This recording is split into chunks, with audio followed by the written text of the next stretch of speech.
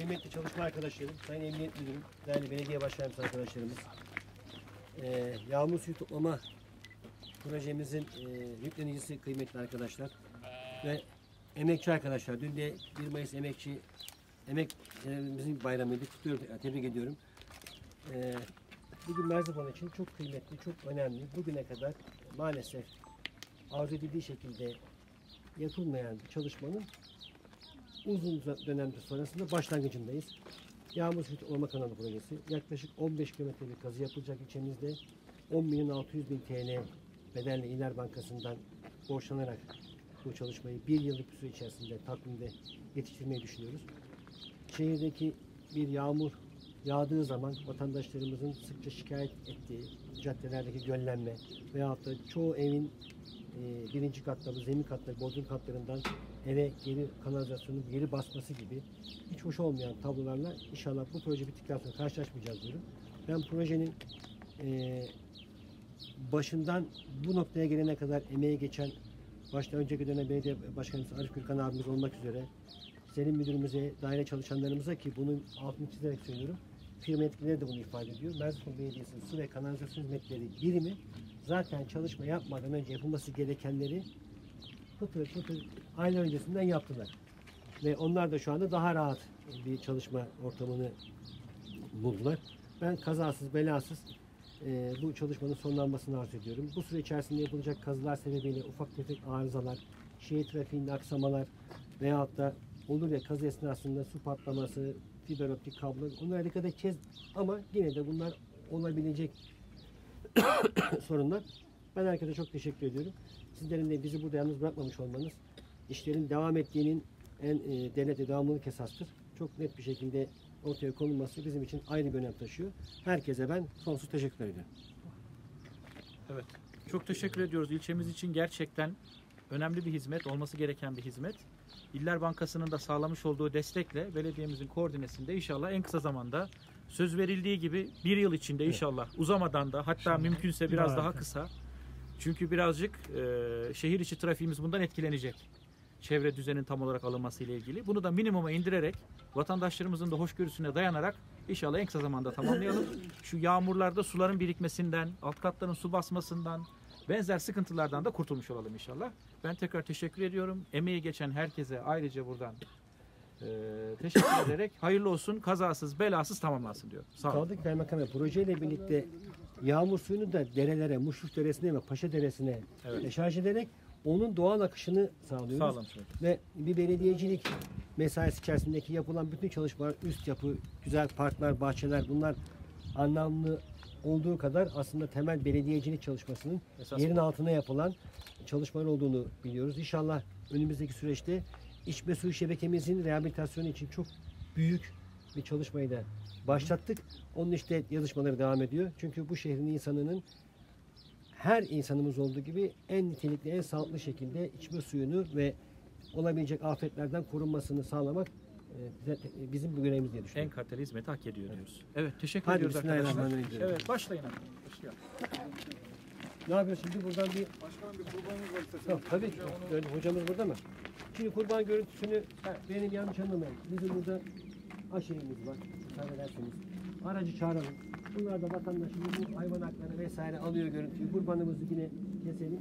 Nihayetinde 600 vatandaşımızı... Şunu da söyleyeyim.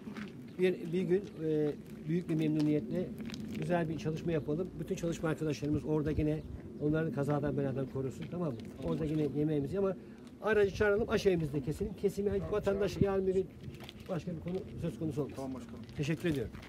Hadi bakalım. Bir çalışan bir ekip evet. Birer indirin, bir bağlayın bakalım şöyle hadi şey olarak. Hocam aşağıları geçer mi? Kardeş, kodlarına, içine, 1 milim kaydına problem diyorsun.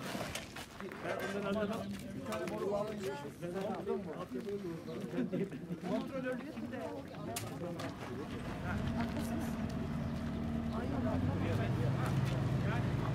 abi, kodlara, ne oldu? Geldi mi? Bir daha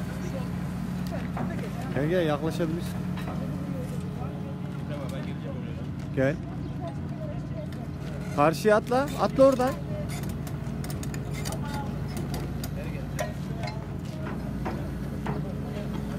Çek gel yaklaş. Beni gözükmüyorsun ya.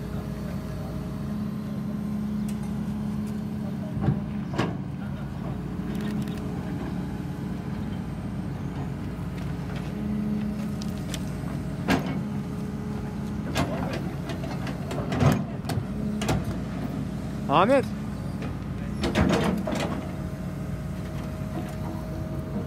Gel. Gel. Buradan bir al.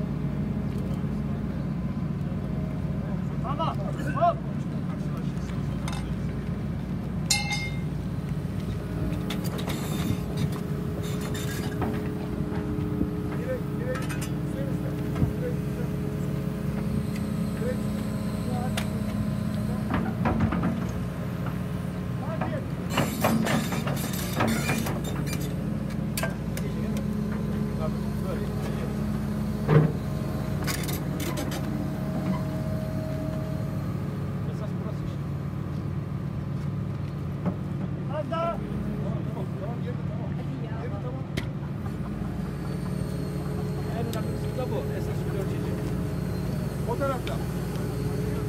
Başka araba. Yerdeki boru Hasan abi. Bir geri. Tamam. Tamam Hüseyin abi.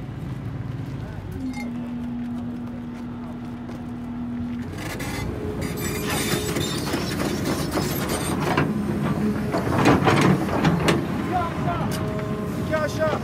Hemen. İki aşağı.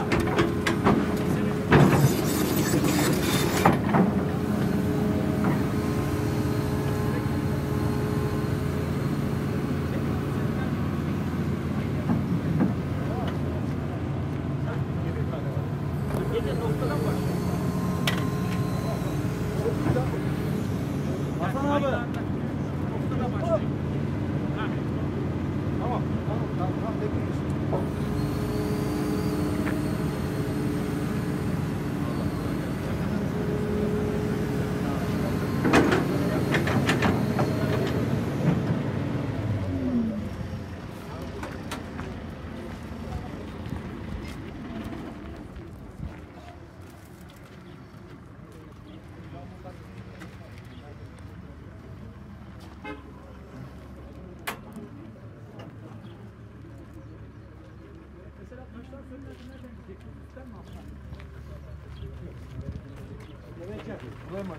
Taşlar sönmezse nereden gidiyor? Üstten mi alttan mı?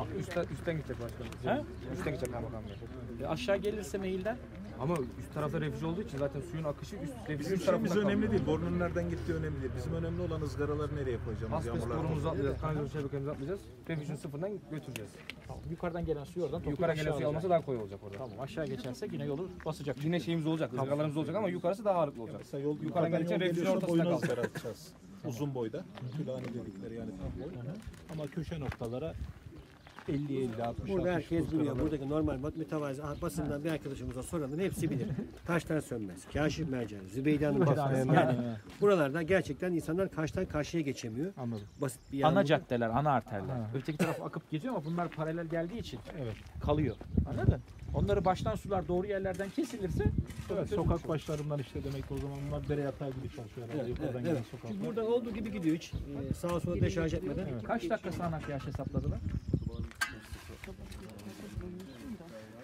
Vardır, yapmışlardır hesaplarını. Sağanak yağışı kaç dakika? Kaç dakika üzerinden hesapladılar? Bak çok önemli. Proje kriteri olarak mı? Onu vallahi biz de bilmiyoruz. Onu İller Bankası proje dairesi yapıyor ama bildiğim kadarıyla 15 dakikalık sağanak yağışlar üzerinde. Daha onu yarım saatte çıkardılar diye hatırlıyorum. Yok, Neyse, bu detaylı proje teknikçiler kriteri bilir. 15 dakika. 15 dakika. Evet.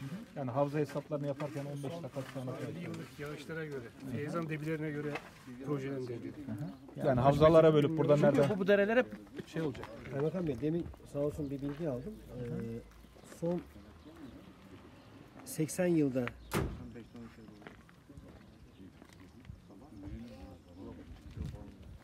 son 80 yıllık ortalama Ocak, Şubat, Mart, Nisan. Ocak'ta ortalama 38 kilometre kareye, Şubat'ta 30 kilo, Mart'ta 36 kilo, Nisan'da 48,8 kilo. Yani bu 80 yıllık ortalama.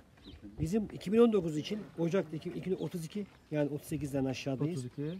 Şubat'ta 30'dan 23'e, Mart'ta 36'dan 10,8'e ki Mart çok kurak geçmiş gözüküyor. Nisan'da yakalamışız 51'i. Yani buradan bir kez daha ifade etmemiz lazım ki bizim en kıymetli şeyimiz su. Suyu çok net bir şekilde tedarikli kullanmalıyız. Tasarruflu kullanmalıyız. Herkese çok teşekkür ediyorum. teşekkür Bizi ediyoruz. kırmadınız. Toplu yalnız hayırlı bırakmadınız. fotoğraf alabilir miyiz? Tamam efendim. Size de hayırlı olsun. Allah kaza bela vermesin diyorum. Vekaletimizi verin şeye, bizim kesicimize, tamam mı?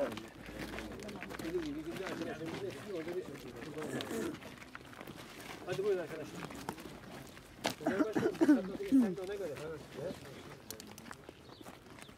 Gelin arkadaşlar gelin çok üzülün. Gel sas sizler gelin arkadaşlar. Gelin bakayım gel. Gel yürü. Geç abi geç.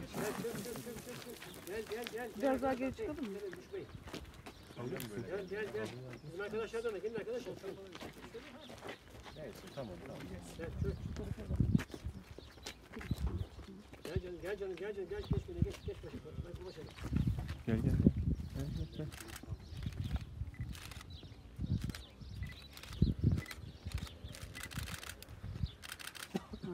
Tamam.